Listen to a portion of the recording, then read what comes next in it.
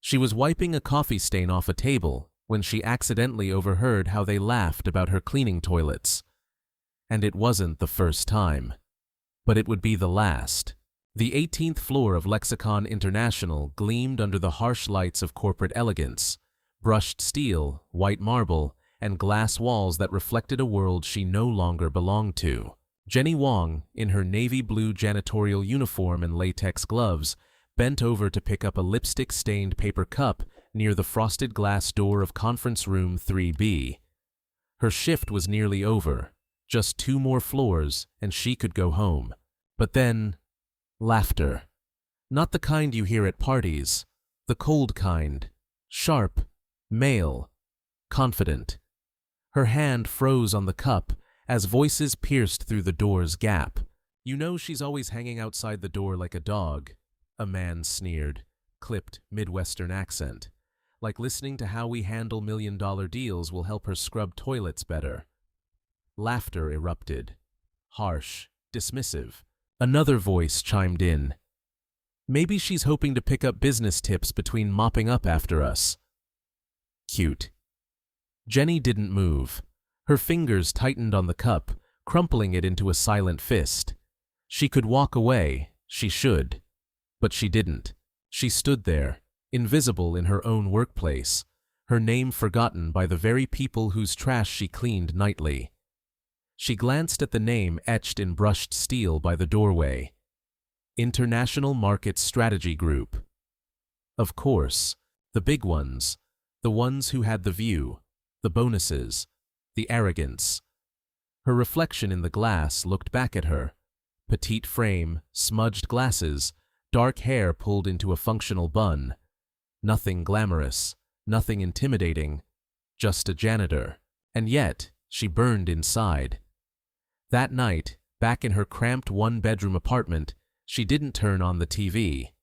She sat on the linoleum floor beside an old green suitcase and pulled it open like a memory. Inside, a neatly framed diploma. UCLA, Master of Arts in Sinology. Honors. She ran her fingers over the gold lettering like it was a forgotten friend.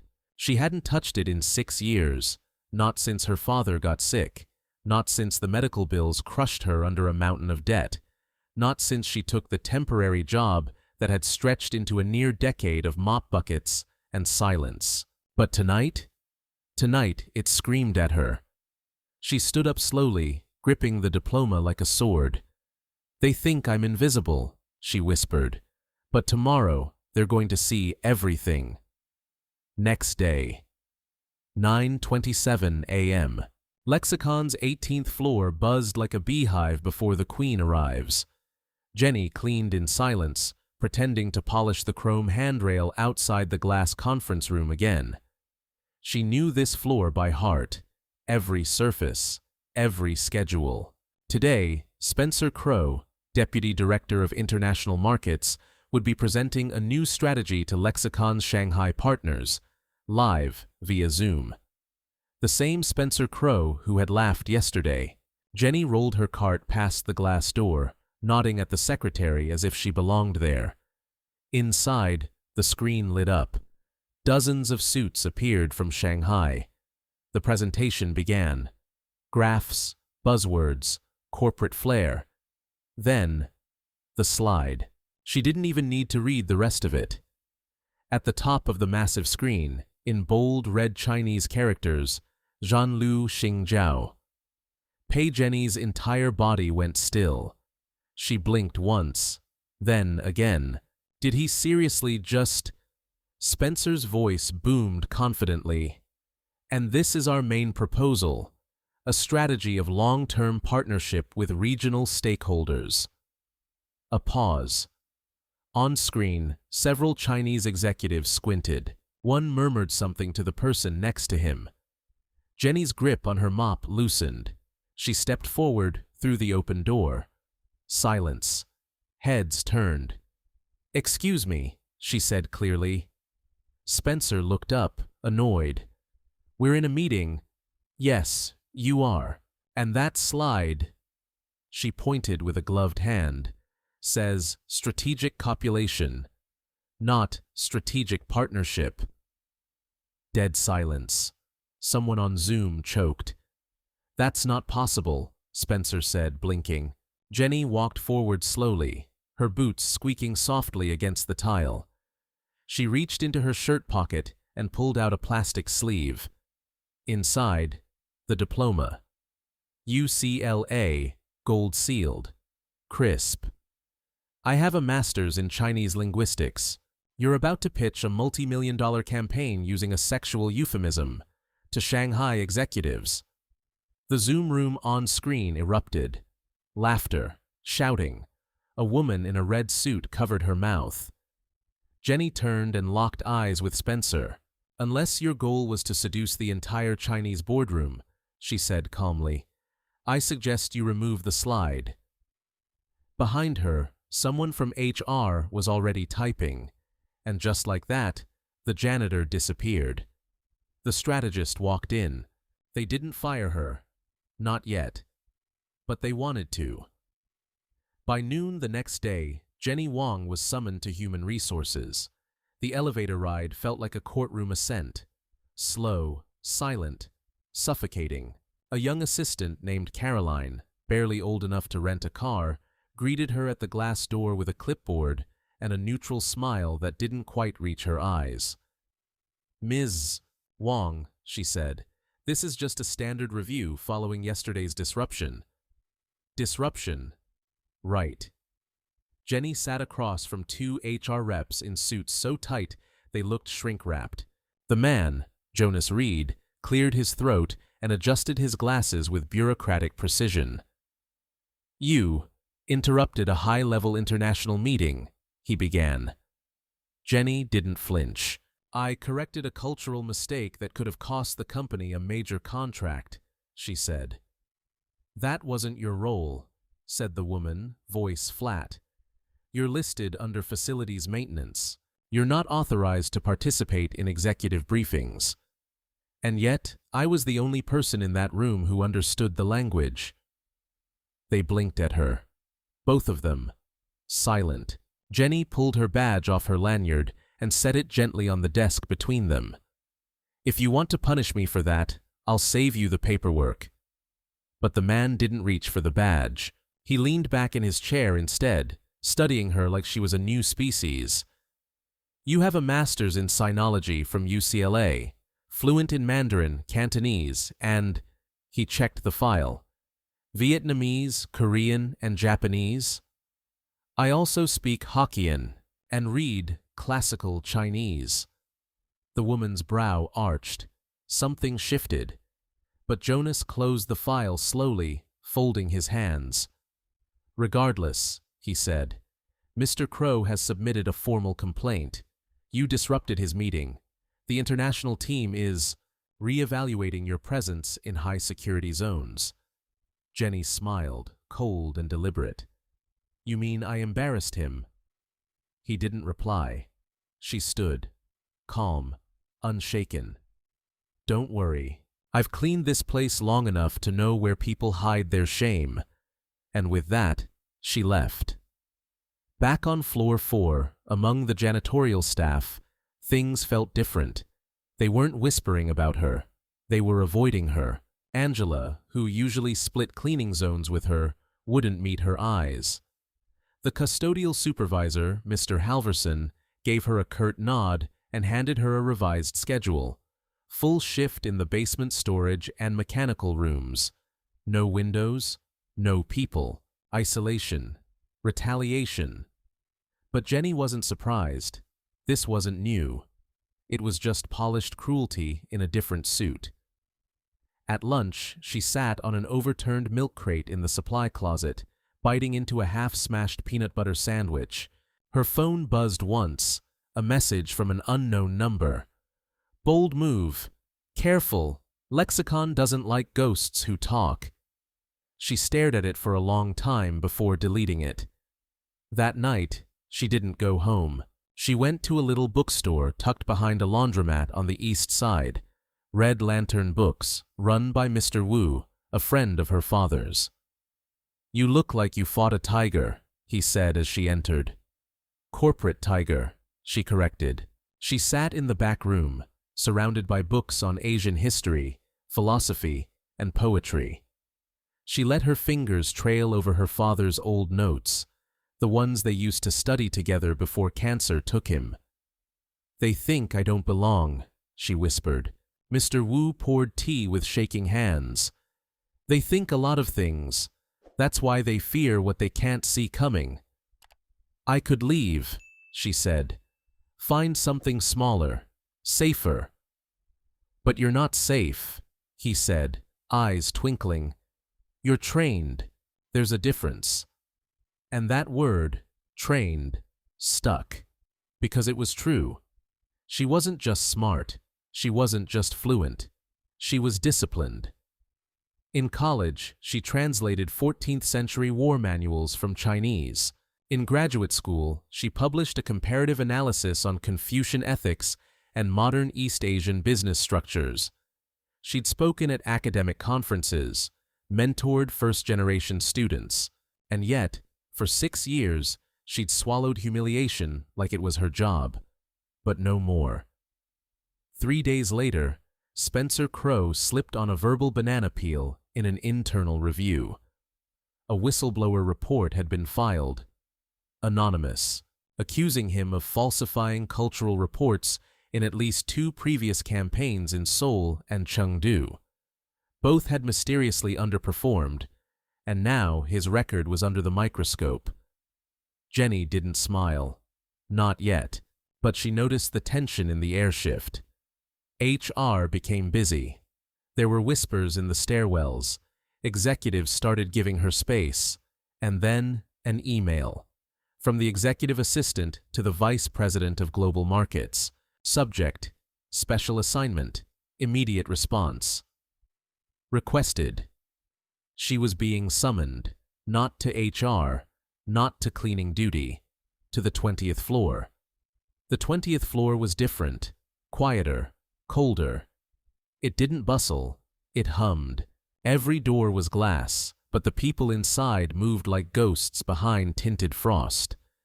Jenny stood outside Office 2014, heart hammering against her ribs. Inside, Lauren Vickers, VP of International Culture and Protocol, a name whispered in hallways with awe. Lauren looked up from her laptop. "Jenny Wong?" Jenny nodded, hands clasped behind her back like she was at a military hearing. "I saw the recording," Lauren said. "The meeting. The correction." She gestured to a chair. "Spencer Crow is under internal review. Regardless of the outcome, your interruption likely prevented an international embarrassment. Our Shanghai team has sent a gift basket and a thank you letter addressed to you." In Mandarin, Jenny's lips twitched. "What does Lexicon plan to do with that information?" she asked. Lauren's eyes narrowed, not unkindly. "That depends. Do you want to keep mopping floors? Or would you consider something more complex?" Jenny raised her chin. "I didn't scrub your mistakes to stay invisible." "Good," Lauren replied, "because I don't offer charity. I offer tests." She slid a thin folder across the desk. Inside, a cultural case study, real-time scenario planning, high-level synthesis of linguistic nuance and corporate behavior. Jenny flipped through it quickly. Her pulse didn't rise. Her hands didn't tremble. This was her arena. "You have 24 hours, Lauren said. "I'll need 3, Jenny answered. Lauren smiled for the first time. "Welcome to the floor that doesn't tolerate arrogance or excuses."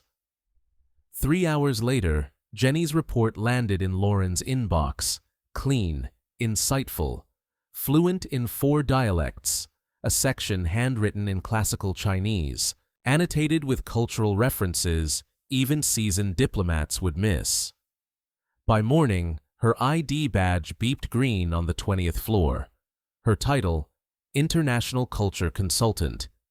Access, executive level. Spencer's access badge, deactivated. No announcement was made, no ceremony.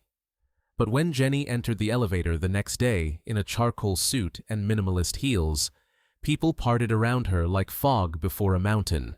Jason, the junior assistant who once called her cleaning crew, stood frozen by the vending machine. "You," he began. She tilted her head. "Yes? You set up Crow. You planned this." She smiled coolly.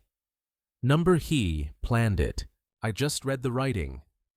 And when the doors slid shut behind her, there was no more laughter, only silence. The next Monday, at exactly 8:55 a.m., Jenny stood at the podium of Lexicon International's Global Strategy Summit. Not to clean, to speak. The room was vast, triple-height ceilings, glass walls overlooking the skyline, a shimmering chandelier like ice suspended above a battlefield. Executives filled every seat, from regional directors to board members to international consultants flown in from Hong Kong, Berlin, Nairobi. On the screen behind her, a minimalist slide. Just one phrase in Mandarin, perfectly spaced, the characters drawn in delicate brushstroke font. Tong li xin sheng guo shichang zhan yu lu. Empathy beats market share. Not silence, not quite. Just the sharp tension of an entire room trying to recalibrate what they thought they knew. Jenny took a breath. Some of you remember me as the one who used to push a cart through these halls. I still remember all your coffee preferences. Scattered laughter. Uneasy. Respectful. But today, I'm not here to wipe up your spills. I'm here because cultural intelligence is not a luxury. It's survival. And yesterday's arrogance is tomorrow's bankruptcy. The room went still. Global expansion isn't about translation. It's about meaning. Understanding that in Beijing, a gesture can close a deal. That in Seoul, silence isn't weakness. It's strategy. That in Lagos, hierarchy walks differently than in Munich. Behind her, the slide changed. Charts, case studies, corrections Lexicon had ignored. Failures they blamed on external conditions that were really just internal ignorance. In 2021, Lexicon lost $14.2 million in Shanghai due to a misaligned Lunar New Year campaign. Why? No one consulted local experts. In 2022, our Seoul launch underperformed by 37%. Why? A gesture considered lucky in the West was offensive there. She paused, looked directly at the CEO in the front row. Ask yourself, would you trust a team that doesn't know the difference between tradition and insult? The CEO shifted in his seat. Jenny stepped back from the podium and dropped the final sentence like a blade. I used to clean this company's mistakes with bleach. Now I clean them with facts. The applause didn't come instantly. It rolled in, slow, then strong, then thunderous. It wasn't polite. It wasn't performative. It was earned. 2 weeks later, Spencer Crow officially resigned. The internal report had confirmed everything: fabricated data, misrepresentation of local customs, and a pattern of suppressing qualified minority candidates, including 12 whose resumes he'd personally marked as not culturally aligned. One of them had been Jenny's 6 years ago. His final severance package? Forfeited.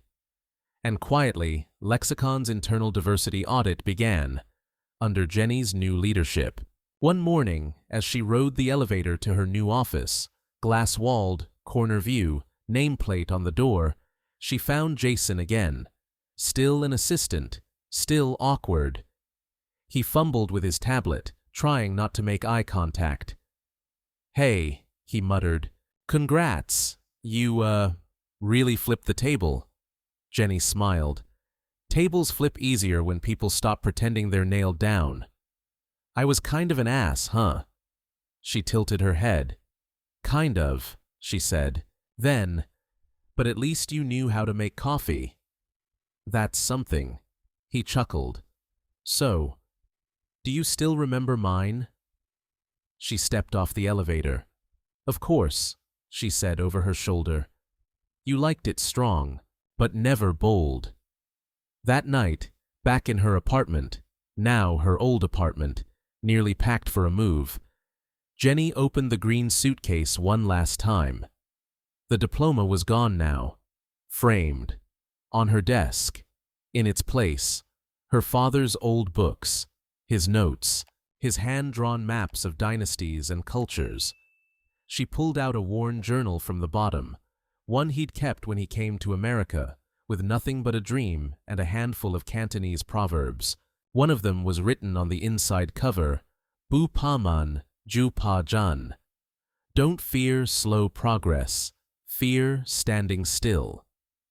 She smiled. No more standing still.